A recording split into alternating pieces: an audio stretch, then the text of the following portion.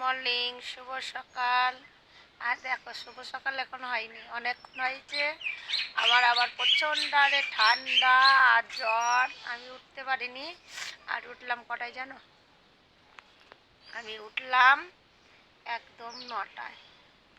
9টার সময় উঠে এই দেখো রোদ্দুরতে বসে আছি, আর কিছু করতে পারছি না, প্রচণ্ড আরে কাশি আর খুব ঠান্ডা লেগেছে। রোদ্দুরতে বসে আছি তাই চাদরটা খুলে বসে আছি।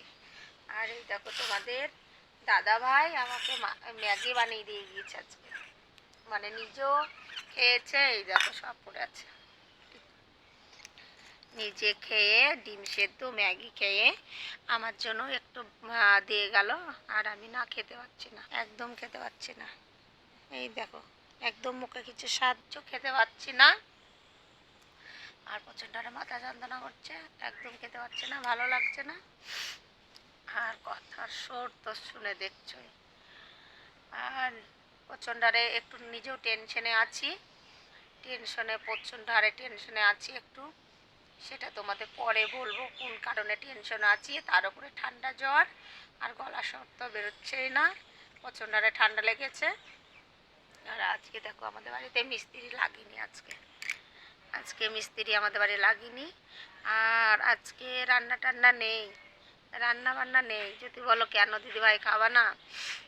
না গো, আজকে রান্না নেই, আজকে নিমন্ত্রণ আছে। আজকে এক পাড়ায় একজনের বাড়ি নিমন্ত্রণ আছে, মানে দেবশীর নিমন্ত্রণ আছে, তা সেখানেই ভাবছি যাবো দুপুরবেলায়। তাই এখন একটু কাজ করি, করে স্নান ধান করে যাব।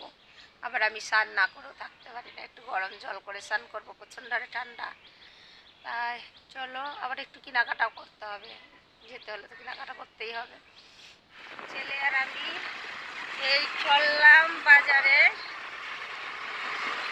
ছোট ছেলের সঙ্গে যাচ্ছে আর কি। ফার্স্ট মোটরসাইকেলে উঠলাম, স্কুটিতে ছোট ছেলের সঙ্গে। দেখো আমি পার্লারে চলে এসেছি, আর পার্লারে সেল করছি। ভোর ক্লাব করলাম, অনেক দিন করা হয়নি, তাই আজকে চলে আসলাম। অনুষ্ঠান বাড়ি যাব। আর আমার টিপটা দেখো দিদিভাই কোথায় লাগিয়ে রেখেছে।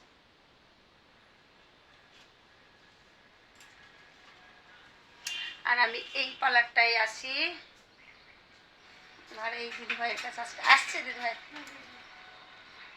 এই দেখো বরফ দিচ্ছি, আর বরফ না দিলে প্রচণ্ড হারে ব্যথা করে, তার জন্য পার্লার থেকে এসে একটু বরফ লাগাচ্ছি, তাহলে ব্যথাটা কম করবে।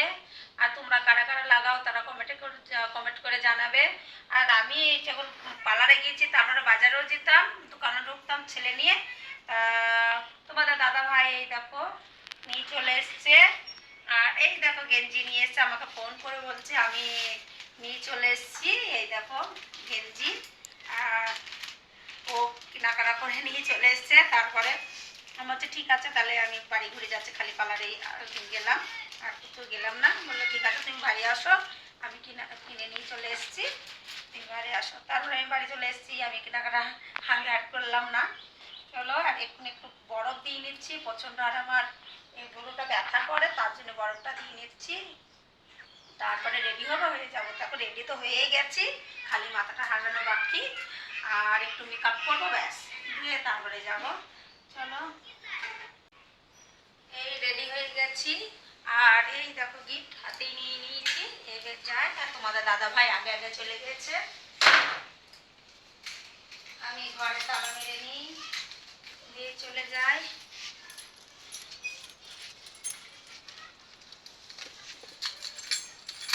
সুভাষ তুই রেডি হয়ে গেছিস তো?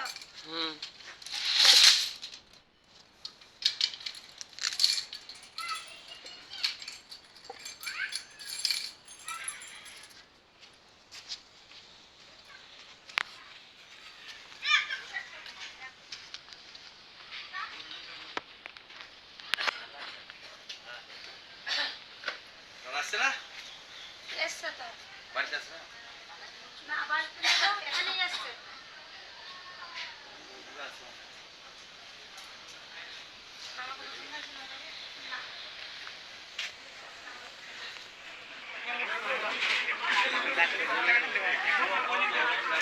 করে দেখো, ওরা বলে বেরিয়েছে তো, দেখো দেখো একবার। ঠিক আছে, এই তুই বলছি না?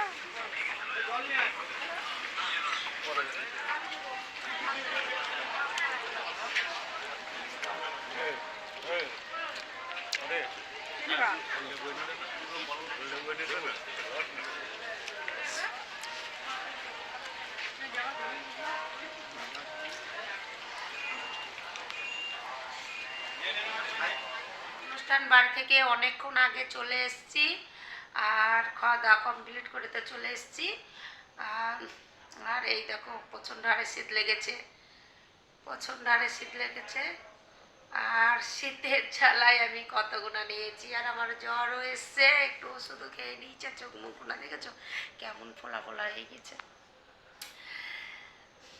কি করব রাতে, আর আবার কি খাবার বানাই দেখি।